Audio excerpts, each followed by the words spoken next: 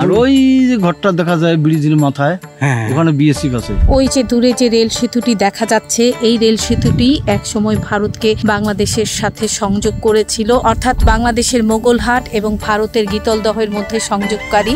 পরিত্যক্ত এই রেল লাইনটি দিয়েই ভারত বাংলাদেশের মধ্যে পণ্যবাহী রেল চলাচল করত। মোগলহাটের এই রেলওয়ে স্টেশন, রেল লাইন এবং ধরলা নদীর উপরে যে রেল সেতু ছিল, এই সব কিছু থেকে বোঝা যায় যে এই অঞ্চলটি একসময় খুবই সমৃদ্ধ জনপদ ছিল। আগে যখন ইমিগ্রেশন ছিল তাহলে মানুষ এদিক দিয়ে দুটা জায়গায় যেতে পারত, আসামেও যেতে পারতো, আবার কুচবিহার হয়ে ওয়েস্ট বেঙ্গলে যেতে পারতো। আসসালামু আলাইকুম, আমি শোভা আফরোজ আপনাদের স্বাগত জানাচ্ছি আমার আরেকটি নতুন ভিডিওতে। আজ আমি এসেছি ভারতের সীমান্তে হারিয়ে যাওয়া বাংলাদেশের এক স্থলবন্দর মোগলহাটে।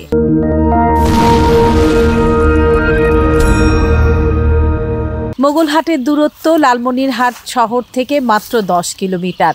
লালমনিরহাট মিশন মোড় থেকে একটা অটো নিয়ে যাচ্ছি মোগলহাট।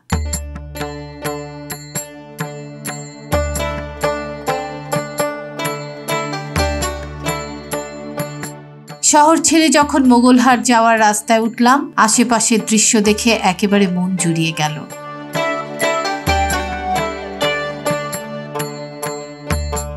পথের দুই পাশে সবুজ গাছ, বাতাসে দোল খাচ্ছে তাদের ডালপালা। রাস্তার এক পাশে দেখা যায় বিস্তীর্ণ ফসলের মাঠ, অন্য পাশে কখনো টিনের ছোট ছোট বাড়ি, কখনো বা মাটির ঘর। আরো কিছু দূর এগোতেই রাস্তার দুই পাশে মাথা উঁচু করে দাঁড়িয়ে থাকা বিশাল আকৃতির শিমুল গাছ নজর কাড়ে। হালকা বাতাসে শিমুল ফুলের লালচে পাপড়ি উড়ে এসে পড়ছে পথের ধুলো মাখা শরীরে। এভাবেই প্রকৃতির এক অনন্য রঙিন হাতছানির ভেতর দিয়ে পথ এগিয়ে চলছি মোগলহাটের দিকে, যেখানে বাংলাদেশ সীমান্তের একেবারে শেষ প্রান্তে দাঁড়িয়ে আছে ভারত বাংলাদেশের এক সমৃদ্ধ ইতিহাস।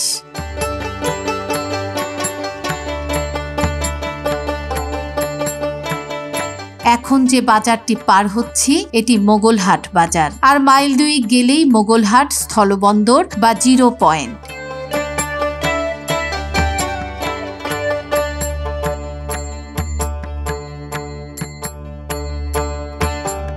জিরো পয়েন্টে পৌঁছে মোগলহাট স্থলবন্দর নিয়ে আমার কল্পনার জগৎ ছিন্ন হয়ে গেল। রাস্তা যেখানে শেষ হয়েছে সেখানে পরপর দুটি দোকান, কিন্তু সামনে বহমান নদী ছাড়া আর কিছুই নেই।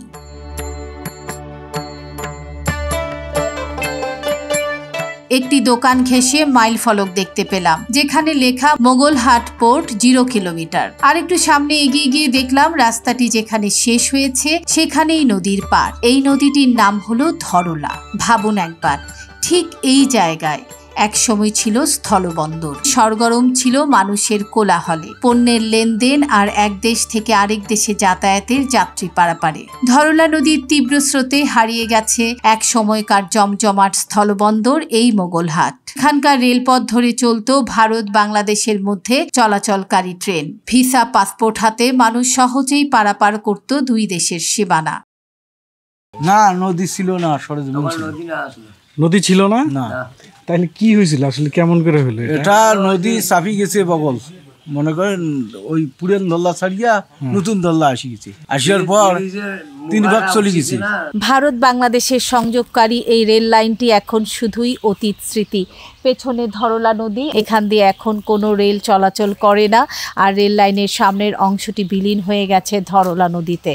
এই যে রেল লাইনটা এদিক দিয়ে এসেছে, রেল লাইনের উপর এখন একটি দোকান, তারপরেই হচ্ছে এই যে নদী। এই রেল লাইনটা কিন্তু সোজা এই নদীর উপর দিয়ে চলে গেছিল, যেটা এখন ধরলা নদী। এটা হচ্ছে নতুন ধরলা নদী। এইখানে নদীটা ছিল না, রেল লাইনটা সোজা চলে গেছিল ওই পাশে। ওই যে নদীর ওপাশে যে চর দেখা যাচ্ছে, এটা হচ্ছে ভারত। ওপারেই রয়েছে ভারতের কুচবিহার জেলার দিনহাটা থানাধীন গীতলদহ, আর এ পাশে হচ্ছে মোগলহাট। আপনারা কি দেখছেন এই রেল লাইনটা? আমরা চড়ি গেছি, আসছি গীতলদহ। ও গীতলদহ? হ্যাঁ, গীতলদহ স্টেশন, রেল স্টেশন। আপনি যেখানে বসে রয়েছেন এটা পাসপোর্টের ঘর? হ্যাঁ, এটা ইমিগ্রেশন অফিস ছিল না? এটা বন্ধ হয়েছে কবে? আমি জানি 86 সাল পর্যন্ত ছিল। ও আচ্ছা, 86 সাল পর্যন্ত ছিল। পাসপোর্ট দিয়ে আগে এদিক দিয়ে আসা যাওয়া করা যাইতো? বাংলাদেশের লালমনিরহাট জেলার মোগলহাট এবং ভারতের কোচবিহার জেলার গীতলদহের মধ্য দিয়ে প্রবাহিত হয়েছে ধরলা নদী। এই নদীটি দুটি দেশকে আলাদা করেছে। এই ধরলা নদীর উপর আছে 1 কিলোমিটার দীর্ঘ রেল সেতু। এখন শুধুমাত্র ভারতীয় অংশের রেল সেতুটি রয়েছে, কিন্তু বাংলাদেশ অংশের রেল সেতুটি ধসে পড়েছে, এটি বিলীন হয়ে গেছে নদী গর্ভে। এই ব্রিজটা বোধহয় আছে এখনো না? আছে, এই তো ব্রিজ, এই গাছ না থাকলে দেখা গেলে গাছ গাড়িয়া গাছের ওই পাশে ওই যে কুল দেখা যায়, ওই যে ব্রিজ, এই যে ব্রিজ। হ্যাঁ, আর ওই যে ঘরটা দেখা যায় ব্রিজের মাথায়, ওখানে বিএসএফ আছে। ওই যে দূরে যে রেল সেতুটি দেখা যাচ্ছে, এই রেল সেতুটি একসময় ভারতকে বাংলাদেশের সাথে সংযোগ করেছিল, অর্থাৎ বাংলাদেশের মোগলহাট এবং ভারতের গীতলদহের মধ্যে সংযোগকারী রেল সেতু এটি, যেটি বাংলাদেশের অংশের রেল সেতুটি ভেঙে পড়েছে এবং সংযোগ সড়কটিও নদী গর্ভে বিলীন হয়ে গেছে। কিন্তু এই যে এটি হচ্ছে ভারত অংশের যে রেল সেতু, সেটি এখানে দেখা যাচ্ছে। ওই যে ওগুলা লোক আছে না, ইন্ডিয়ার জমি বাংলাদেশ আলা চাষ করবে নাকছে, আর ওই লোকগুলো ইন্ডিয়ান। এই যে নদীটা ধরলা নদী, এটা এখন বাংলাদেশ সীমান্তে, যেখান দিয়ে এক সময় একটি রাস্তা ছিল, মানুষের চলাচল ছিল, ট্রেন লাইন ছিল, ট্রেনে করে মানুষ যাতায়াত করত, পণ্য আসা যাওয়া করত। সেটা কিন্তু খুব বেশি আগের কথা নয়। 1988 সালের প্রলয়ঙ্করী বন্যায় ধরলা রেলওয়ে স্টেশন এবং ধরলা নদীর উপর বাংলাদেশ অংশের যে রেল সেতুটি, সেটি ধসে যায় এবং নদী গর্ভে বিলীন হয়ে যায়। আর তারপর থেকেই দুদেশের মধ্যে যোগাযোগ সম্পূর্ণরূপে বন্ধ হয়ে যায়। তার আগ পর্যন্ত লালমনিরহাট রেল স্টেশন এবং ভারতের কোচবিহার জেলার গীতলদহ রেল স্টেশনের মধ্যে রেল যোগাযোগ অব্যাহত ছিল এবং মালবাহী ট্রেন পণ্য নিয়ে এখানে যাওয়া আসা করত। এই যে রেল লাইনটা তো এখানে এসে শেষ হয়ে গেল, তো বাকিটা কই গেল? বাকিটা হলো আপনার ওই যে নদী ভাঙার কারণে এটা মনে করেন যে আপনার তুলি নিয়ে গেছে। আগে নদী কোথায় ছিল? আগে নদী ছিল ব্রিজের তলে, ইন্ডিয়ান ব্রিজের তলে।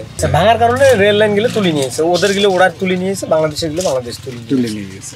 এখনো তো যে আপনি রেল লাইনের উপরেই দোকান করেন? এখন আমাদের দোকান আছে রেল লাইনের উপরে। আমি যে চায়ের দোকানে বসে চা খাচ্ছি নদীর পাড়ের এই দোকানটির ভেতরে কিন্তু সেই রেল লাইনটি, এখানে এসে এখন রেল লাইনটি শেষ। মানে এই পাশ থেকে ওয়েস্ট বেঙ্গল, আসাম, দুটা রাজ্য পড়েছে এখানে। আগে যখন ইমিগ্রেশন ছিল তাহলে মানুষ এদিক দিয়ে দুটা জায়গায় যেতে পারত, আসামেও যেতে পারতো, আবার কোচবিহার হয়ে ওয়েস্ট বেঙ্গলে যেতে পারতো।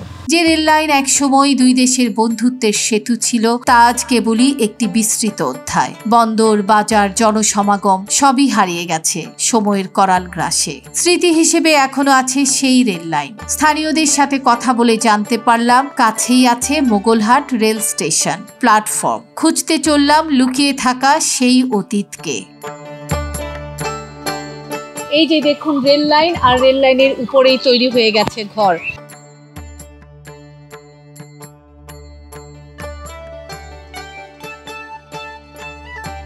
স্টেশনটা কোথায় ছিল? স্টেশনটা এই প্ল্যাটফর্ম, এটাই ও এটাই প্ল্যাটফর্ম ছিল, মানে আগের ওই যে টিকিট ঘরটা কিছুই নাই? এখন আছে। ও এখান থেকে ওই যে লোকগুলো দেখা যাচ্ছে না, হ্যাঁ, এটা পুরোটাই প্ল্যাটফর্ম। ও পুরোটাই প্ল্যাটফর্ম, এখন ঘর বাড়ি করে ফেলছে সব। হ্যাঁ, এই যে এখানে মোগলহাট লেখা দেখছেন, এখান থেকেই মোগলহাট রেলওয়ে স্টেশনের প্ল্যাটফর্মের শুরু।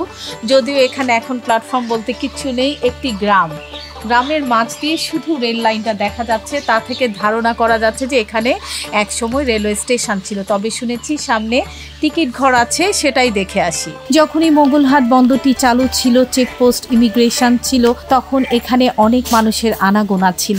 এই দিক দিয়ে যাওয়া যেত ভারতে বৈধ পাসপোর্ট, ভিসা সহ। কিন্তু এখন আর এই ইমিগ্রেশন এবং চেকপোস্ট বন্ধ হয়ে যাওয়ার পরে যারা এদিক দিয়ে যাতায়াত করতেন তারা বুড়িমারি স্থলবন্দর দিয়ে যাতায়াত করেন। এখন এই মোগলহাটের আর নেই সেই প্রাণ চাঞ্চল্য, জৌলুস। এটি শুধুই মাত্র এখন একটি 8-10টা গ্রামের মতো একটি সাধারণ গ্রাম। তবে অন্যান্য গ্রামের সাথে এই গ্রামের পার্থক্য হচ্ছে এই গ্রামের ভেতর দিয়ে চলে গেছে একটি রেল লাইন। কখনো এই রেল লাইনের উপর ঘর বাড়ি, কখনো বা গরু ছাগল। অনেকটুকু আমরা গেলাম, এক সাইড দিয়ে দুটো রেল লাইন চলছেই তো চলছে।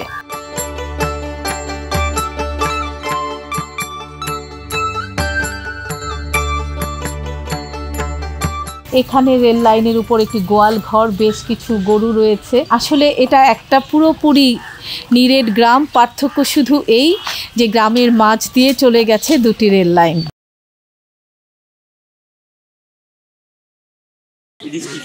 এটা স্টেশন না? এই যেগুলো আগের যে মোগলহাটের স্টেশনটা? জি ভাইয়া আগের। পুরানা এটা।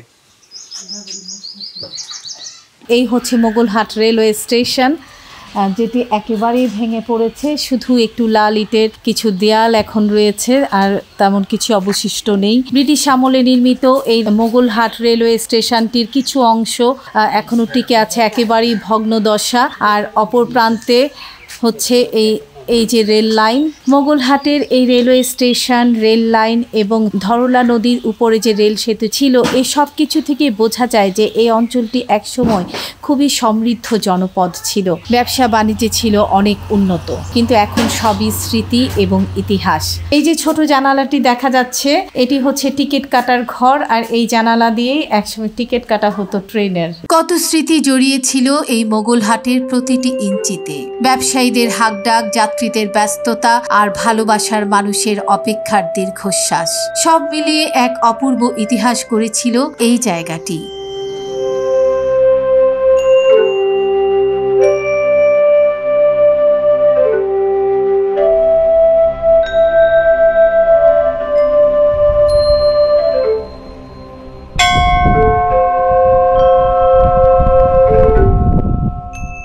আজ সেই ইতিহাস ধূলিসাৎ হয়ে গেছে ধরলার বুকে। ভাঙনের সঙ্গে ভেসে গেছে অগণিত মানুষের স্বপ্ন, জীবিকা আর ভালোবাসার গল্প।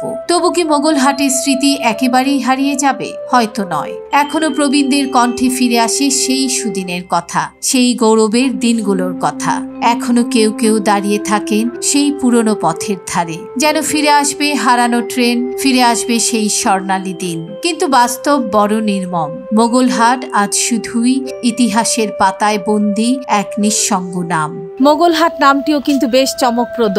ধারণা করা হয় যে একসময় মোগল আমলে এখানে বিশাল বড় হাট বসতো, আর তার থেকেই এর নাম মোগলহাট। লালমনিরহাটের মোগলহাট স্থলবন্দর থেকে আমার আজকের এই ভিডিও এখানেই শেষ করছি। ভিডিওটি ভালো লাগলে লাইক, কমেন্ট, শেয়ার করতে ভুলবেন না। যারা আমার চ্যানেলটি সাবস্ক্রাইব করেছেন তাদেরকে অনেক অনেক ধন্যবাদ, আর যারা এখনো আমার চ্যানেলটি সাবস্ক্রাইব করেননি তাদেরকে অনুরোধ জানাচ্ছি, প্লিজ আমার চ্যানেলটি সাবস্ক্রাইব করুন, বেল বাটন প্রেস করে রাখুন, যেন নোটিফিকেশন পাওয়ার সাথে সাথে ভিডিও দেখতে পারেন। সবাই ভালো থাকবেন, সুস্থ থাকবেন। খোদা হাফেজ।